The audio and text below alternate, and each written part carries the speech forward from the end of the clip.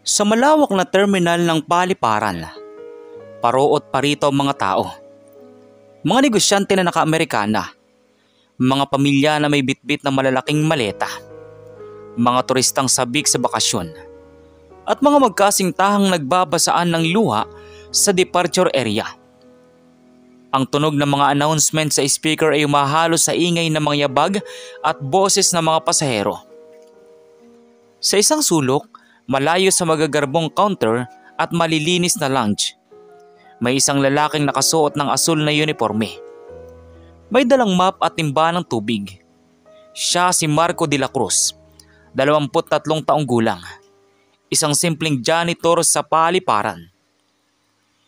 Hindi marangya ang kanyang anyo. Pawisan ang kanyang noo. May bakas ng pagod sa kanyang mga kamay. At luma ang sapatos na suot niya.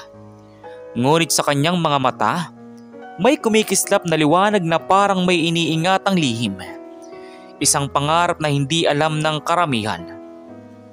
Habang pinupunasan niya ang sahig malapit sa boarding gate, dumaan ang isang grupo ng flight attendants. Sila'y nakaayos ng perpekto.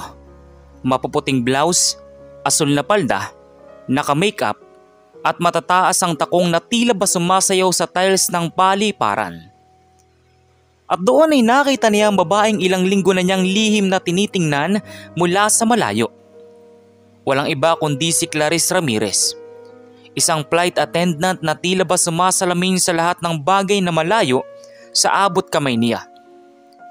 Makinis ang balat, maganda ang mukha na may perpektong hubog ng labi at may kumpiyansa sa bawat lakad. Sa tuwing lumalakad siya sa paliparan, para bang lahat ng matay sumusunod sa kanya. Napahinto saglit si Marco sa pagpupunas. Pinanood niya habang si Clarice ay tumatawa kasama ang kanyang mga kasamahan. Para sa kanya, hindi lang ito basta babae. Ito ang larawan ng pangarap na tila imposibleng maabot. Ngunit naglakas loob siyang magsalita. Excuse me po ma'am. Mahina ngunit magalang niyang sambit. Basa pa po yung sahig. Baka madulas po kayo. Saglit na lumingon si Clarice. Sa halip ng umiti o magpasalamat, kunot noo ang kanyang isinukli. Janitor ka lang, di ba? Huwag mo na akong pangaralan. Alam kong ginagawa ko. Parang isang palad na dumampi ng malakas sa mukha ni Marco ang mga salitang iyon. Janitor ka lang. Dahil doon ay natahimik siya. Hindi nakasagot agad. Ngunit kahit tinamaan siya, pinilit niyang panatilihin ang kanyang kababaang loob. Pasensya na po. Ingat lang kayo. Baka madulas talaga. Ngunit nagtawanan lang ang mga kasamahan ni Clarice. Isa pa sa mga ito ang bumulong. Uy Clarice, nililigawan ka ata ng janitor? Nagtawanan silang lahat. Namulang pisngi ni Marco. Gusto niyang lamunin na lang siya ng sahig sa hiya. Ngunit hindi siya tumalikod agad. Sa halip, yumuko siya. Pinunasan palalo ang sahig at tinayaang sila na lamang ang tumawa. Habang papalayo si Clarice at ang kanyang mga kasama, narinig pa niya ang huling banat. Kahit kailan, hindi bagay ang janitor sa flight attendant, no? Naiwan siyang mag-isa, nakatungo, at hawak ang map na para bang iyon lang ang tanging kasama niya laban sa lahat ng panghuhusga. Ngunit sa ilalim ng kanyang dibdib, sa pinakaloob-looban ng kanyang puso, may kumislot na damdamin. Hindi lang hiya o sakit, kundi isang sumpa sa sarili. Darating ang araw, ipapakita ko sa inyo na hindi habang buhay janitor lang ako. Aniya sa sarili. Tahimik ang biyahe pauwi ni Marco mula sa paliparan. Habang nasa jeep, hawak niya ang maliit na bag na puno ng gamit. Isang lumang libro ng English grammar. Isang makapal na notebook na puno ng sulat kamay na notes. At ilang ballpen na halos maubos na ang tinta. Hindi alam ng mga taong nakapaligid sa kanya kung ano ang laman ng kanyang isip. Sa paningin ng iba, isa lang siyang pagod na janitor na pauwi mula sa trabaho. Pero sa loob niya, may naglalagablab ng apoy. Ang pangarap na maging piloto. Pagdating niya sa inuupahang kwarto, isang maliit na espasyong gawa sa plywood na halos kasya lang ang kama, electric fan at maliit na lamesa. Agad niyang inilabas sa mga librong nakatago sa ilalim ng kama. Mga second-hand na libro ito tungkol sa aviation, aerodynamics at piloting manuals na nabili niya mula sa isang lumang bookstore malapit sa Quiapo. Umupo siya sa lamesa at binuksan ang notebook. Sa bawat pahina ay may nakasulat na pangarap. Lift thrust, drag weight. Mga basic principles ng paglipad. May mga drawing pa ng eroplano at cockpit na gawa lang sa lapis. Habang binabasa niya iyon, naririnig pa rin niya sa isip ang mga salitang binitawan ni Clarice. Janitor ka lang, kahit kailan, hindi bagay ang janitor sa flight attendant. Napapikit siya at napabuntong hininga. Hindi niya yun itinuturing na sumpa, kundi gasolina para sa kanyang pangarap. Hindi nila alam, bulong niya sa sarili, na araw-araw, kahit pagod na ako, nag-aaral ako. Hindi nila alam na habang iniinsulto nila ako, pinaghahandaan kong bukas, sabi niya sa sarili. Kinabukasan, habang naglilinis siya ng departure area, may isang matandang Amerikano na turista ang lumapit sa kanya. Excuse me, young man. Where's the boarding gate for Singapore Airlines? Tanong ng matanda. Hindi siya nagdalawang isip. Kahit medyo kabado, nagsalita siya ng maayos. Sir, boarding gate 12, straight ahead, then turn right. Napangiti ang matanda. Wow, your English is good. Thank you. Napangiti rin si Marco. Ngunit sa loob-loob niya ay may kumislap na pag-asa. Kaya ko pala. Kahit simpleng pag-uusap lang sa English, unti-unti kong kayang matutunan. At mula noon, ginawa na niyang ugali ang makipag-usap sa mga dayuhang pasahero tuwing may pagkakataon. Sa paningin ng iba, nakikichismis lang siya. Pero para sa kanya, isa itong libreng klase sa wika at kumpiyansa. Dumating ang isang gabi ng party sa paliparan. Isang supervisor ng airline ang nagretiro kaya nagkaroon ng despedida sa loob ng lounge. Bilang utility, isa si Marco sa mga nag-aasikaso ng lugar. Nag-ayos ng mesa, naglagay ng dekorasyon at nagsilbi ng pagkain. Habang abala siya, nakita niya na naman si Clarice. Mas maganda ito kaysa dati. Nakadamit na cocktail, nakangiti at natatawa kasama ang mga kasamahan. Muli ay kumabog ang dibdib ni Marco. Ngunit alam niyang may malaking pader sa pagitan nila. Pader na binuo ng estado sa buhay, edukasyon at pangusga ng lipunan. Subalit may kakaibang lakas na pumapasok sa kanyang dibdib. Bakit ba hindi ko subukang ipahayag?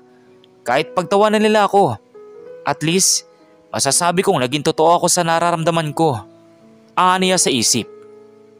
At iyon ang magiging desisyon na magpapabago ng kanyang kapalaran. Mainit ang ilaw sa loob ng lounge.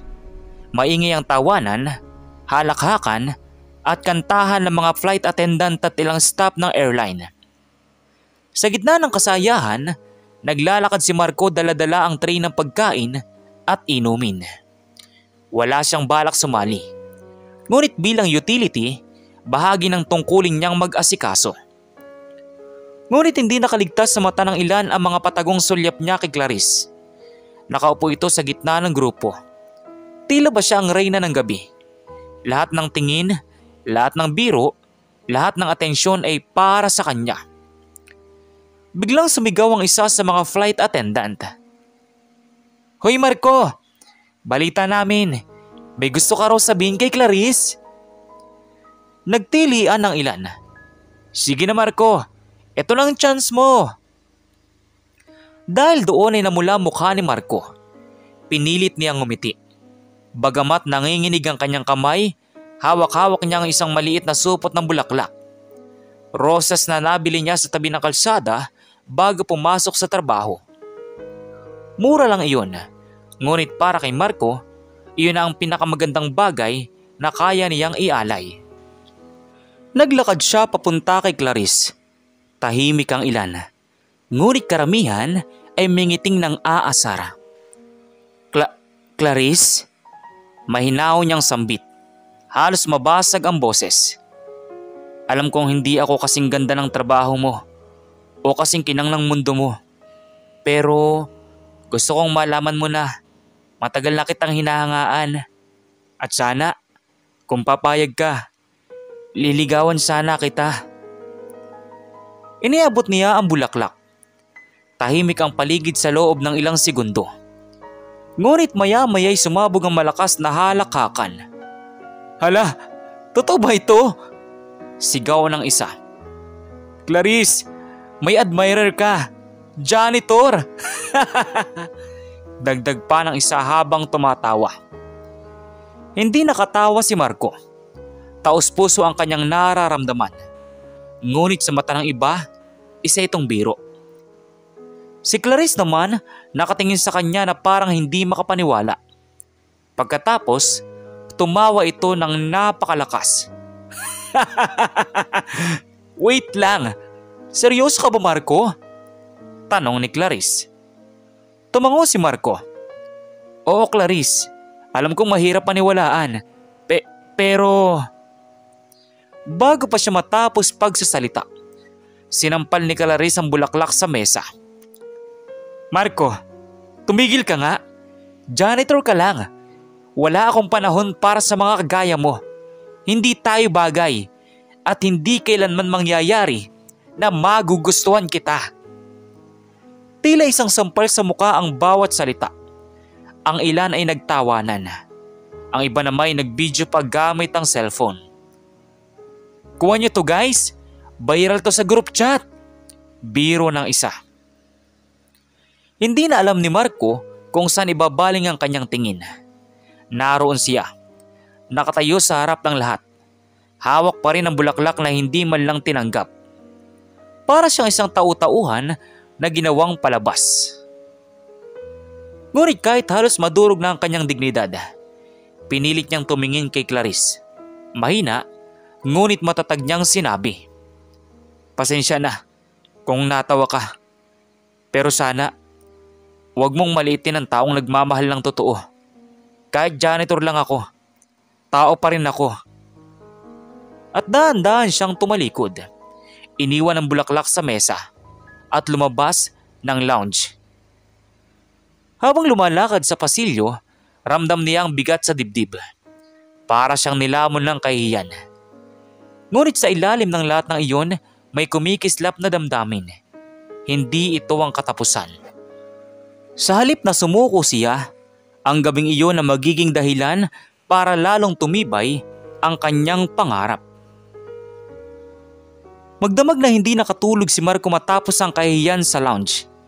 Paulit-ulit niyang naririnig sa kanyang isipan ang malapit na tawa ng mga flight attendant. Lalo na ang tinig ni Clarice. Janitor ka lang. Hindi kita magugustuhan kahit kailan. Parang pako ang bawat salita na tumusok sa kanyang dibdib. Ngunit imbis na masira, lalo siyang tumibay. Sa unang pagkakataon, buo ang kanyang pasya. Hindi na siya mananatiling janitor habang buhay. Kinabukasan, hindi siya dumiretso sa trabaho sa terminal. Sa halip, nagtungo siya sa isang maliit na flying school sa probinsya. Matagal na niyang alam ang lugar na iyon dahil minsang narinig niya habang naglilinis sa opisina ng isang supervisor. Kahit kulang siya sa pera, naglakas loob siyang mag-apply. Hindi bilang isang estudyante, kundi bilang utility staff. Sa interview, maamo ang sagot niya. Sir, kaya ko pong maglinis ng sahig, magwalis ng opisina, magbuhat ng gamit, kahit ano pong trabaho, basta makapasok lang po ako rito. Sagot niya. Napatingin ang administrator sa kanya. Sigurado ka iyo, mahirap dito, mabigat ang trabaho, at maliit ang sahod. Ngunit ngumiti lamang si Marco. Sanay na po ako sa mabigat at maliit. Basta po, gusto ko lang matuto kahit papaano. Mula noon, nagsimula ang bago niyang kabanata. Tuwing umaga, naglilinis siya ng hangar. Nag-aayos ng upuan sa mga silid-aralan at nagbubuhat ng mga piyesa. Ngunit sa bawat libreng oras, tahimik siyang nakikinig sa lecture ng mga estudyanteng piloto. Nasa gilid lang siya habang nakaupo ang mga ito sa malinis na mesa, samantalang siya na may pawisan at madumi ang damit. Ngunit sa kanyang mga mata, gutom siya sa kaalaman. Lahat ng naririnig niya ay sinusulat niya sa kanyang lumang notebook. Lift is greater than weight. Trust is greater than drug. Paulit-ulit niyang binubulong habang nagwawalis. Isang hapon, habang naglilinis siya ng cockpit ng isang maliit na eroplano, napansin siya ng isang veteranong piloto, si Captain Reyes, isang kilalang instruktor sa paaralan. "Hoy binata," tawag ng kapitan. "Bakit parang mas interesado ka sa mga controls kaysa sa paglilinis?" tanong nito. Nagulat si Marco at halos malaglag ang hawak na basahan. "Pasensya na po sir, hindi ko po sinasadya. Curious lang po ako kung paano gumagana yung mga instruments." Lumapit si Captain Reyes sa kanya. "Ikaw ba? Gusto mong maging piloto?" tanong nito. Napatahimik si Marco saglit, ngunit hindi niya kayang magsinungaling. Tumango siya. Opo sir, pangarap ko po iyon. Kaso, wala po akong pera," aniya. Sandaling napatingin sa kanya ang kapitan. Parang sinusuri ang kanyang mga mata. Pagkatapos, ngumiti ito sa kanya. "Kung totoo ang sinasabi mo, tutulungan kita. Hindi lahat ng nangangarap ay binibigyan ng pagkakataon. Pero kung seryoso ka, makakahanap tayo ng paraan." Nanginig ang dibdib ni Marco. Para siyang binigyan ng liwanag sa gitna ng dilim. Mula noon, naging mentor niya si Captain Reyes. Tuwing may libreng oras, tinuturuan siya nito ng basic aerodynamics. Pinapagamit ng libreng manuals. At minsan pa'y isinasama sa observation flights. Sa bawat araw, habang ang lahat ay tumatawa pa rin sa alaala ng janitor na pinahiya, si Marco na may pumupundar ng pangarap na balang araw ay lilipad siya ng mas mataas kaysa sa lahat. Lumipas ang mga buwan sa lumang flying school, habang abala ang ibang estudyante sa kanilang pagsasanay. Si Marco na may patuloy na nagbabanat ng buto bilang utility staff. Ngunit ang bawat pagod na kanyang nararanasan ay nagbubunga ng kaalaman. Dahil sa bawat oras na nakakaalpas siya sa gawain, agad siyang dumediretso sa silid-aralan o hangar upang makinig, magtanong at mag-aral. Isang araw, dumating ang balitang magbubukas ng isang scholarship program para sa mahihirap ngunit deserving na mag-aral sa nais maging piloto. Sobrang daming nag-apply, mga anak ng mekaniko, anak ng magsasaka at pati na rin ilang staff ng paaralan. Ngunit sa kabila ng kompetisyon, buo ang loob ni Marco.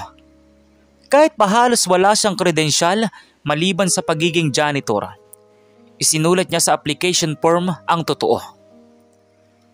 "Ako po si Marco de la Cruz, isang janitor sa Paliparan. Wala po akong yaman o diploma sa mataas na paaralan ng kolehiyo. Ang meron lang po ako ay pangarap at determinasyon. Kung bibigyan niyo ako ng pagkakataon, ipapakita ko po na kaya kong lumipad." Nang mabasa ni Captain Reyes ang sulat, agad siyang nagpunta sa komite ng scholarship. "Kung may karapat dapat na tumanggap nito, siya iyon. Nakikita ko sa mga mata niya ang apoy na wala sa iba," sabi ni Captain Reyes. At dumating nga ang araw. Isa si Marco sa napiling scholar. Halos hindi siya makapaniwala. Sa unang pagkakataon sa kanyang buhay, hindi map at basaan ang hawak niya, kundi headset at flight manual. Sa unang araw ng kanyang formal na klase, Nakaupo siya sa gitna ng mga batang estudyanteng mayayaman. Mga naka-iPhone, branded ang damit at nakamamahaling relo.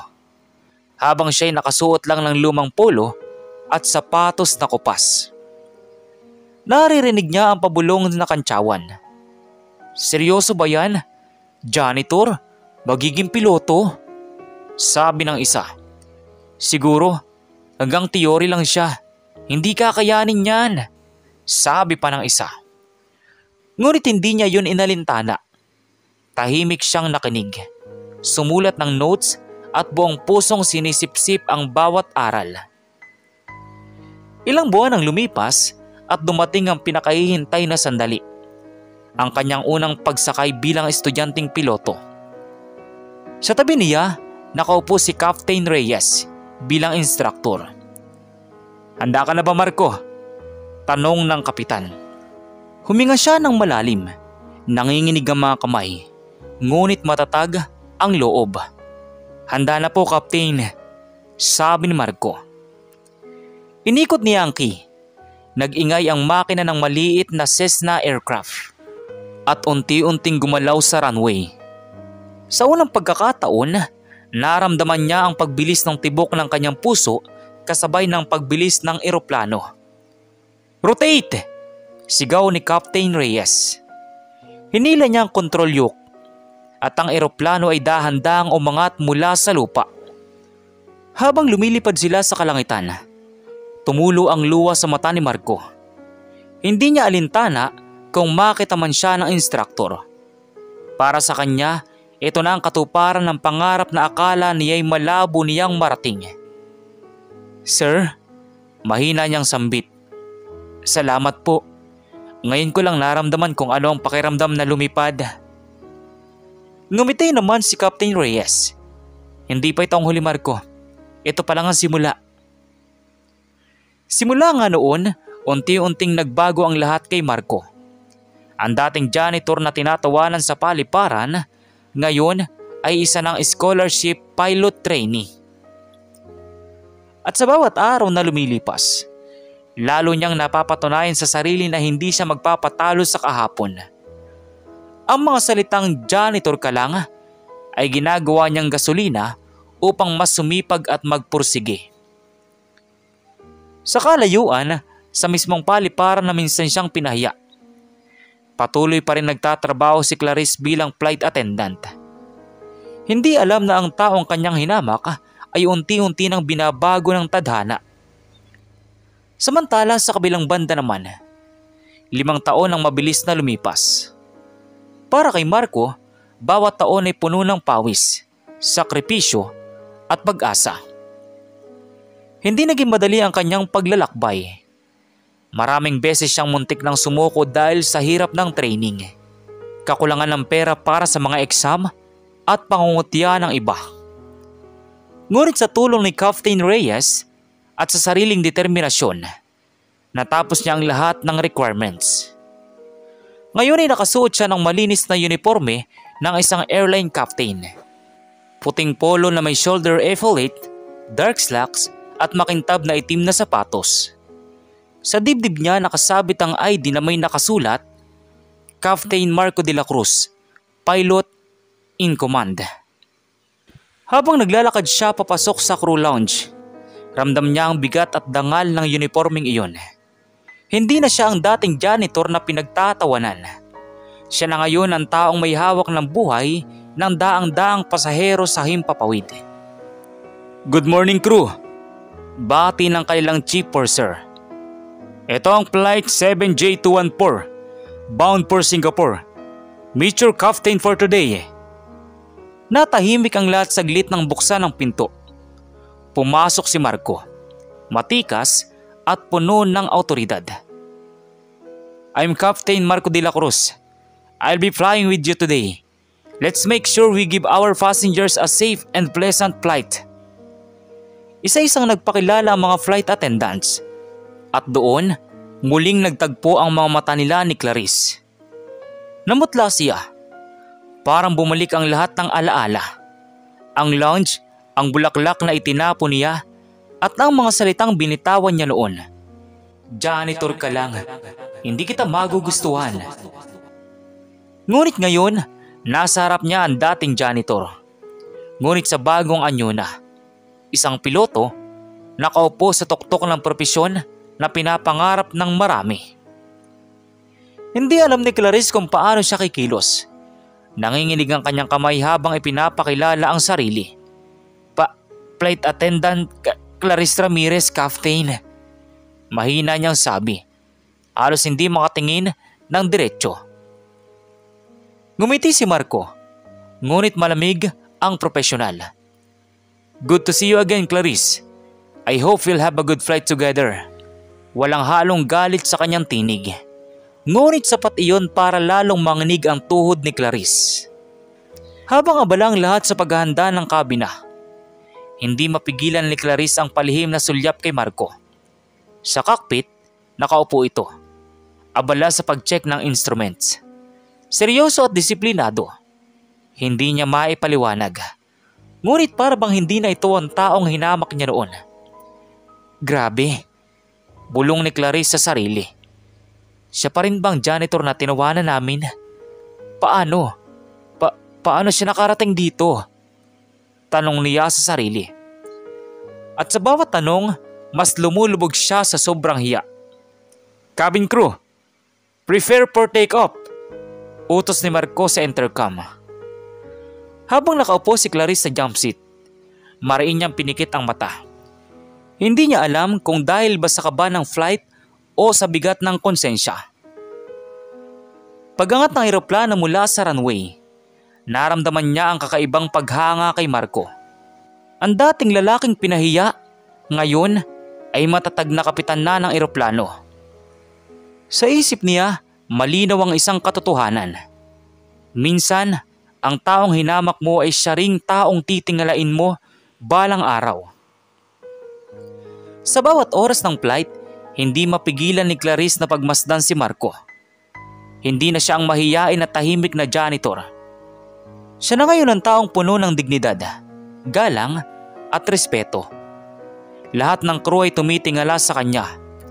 Lahat ng pasahero ay nagtitiwala sa kanya.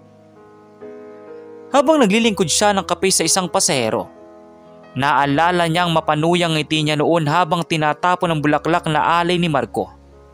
Napakakapal na mukha mo. Janitor ka lang. Naalala niyang sabi dati kay Marco. Ngayon, siya ang nakaramdam ng pangungutya sa sarili. Anong karapatan kong tumawa noon? Hindi ko man lang nakita ang halaga niya. Bulong niya sa sarili. Pagkatapos ng flight, nasa crew lounge silang lahat. Isa-isang nagpaalam ang mga attendants. Ngunit si Clarice ay nanatili. Nanginginig ang kanyang dibdib. Alam niyang kailangan niyang kausapin si Marco. Marco? Captain?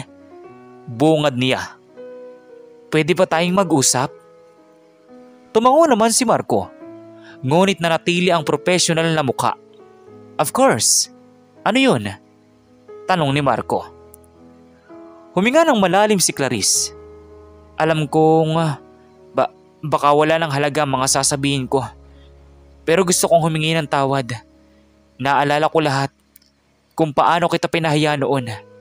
Ang sama-sama ko. Hindi ko nakita ang totoo mong pagkatao. Nakayokong sabi ni Clarice. Tahimik lang si Marco. Tinitigan niya ito ng malamig. Ngunit hindi na may halong galit. Sa loob ng 5 taon, natutunan na niyang pakawalan ang pait. Clarice, mahinaw niyang sagot. Matagal ko nang pinatawad ang sarili ko sa nangyari noon. Hindi kita sinisi. Oo, nasaktan ako. Pero kung hindi mo ako tinanggihan, baka hindi ako nagkaroon ng lakas ng loob para abutin ang pangarap ko. Tumulo ang luha ni Clarice. Hindi niya akalaing ganoong kalaki ang puso ni Marco. Mula noon, nagbago ang tingin ni Clarice kay Marco. Sa bawat flight na magkasama sila, mas nakilala niya ito. Mabait, maalaga sa crew, at laging inuuna ang kaligtasan ng iba bago ang sarili. Hindi na ito ang binatang janitor na pinagtatawanan niya, kundi isang lalaking may tapang at dangal.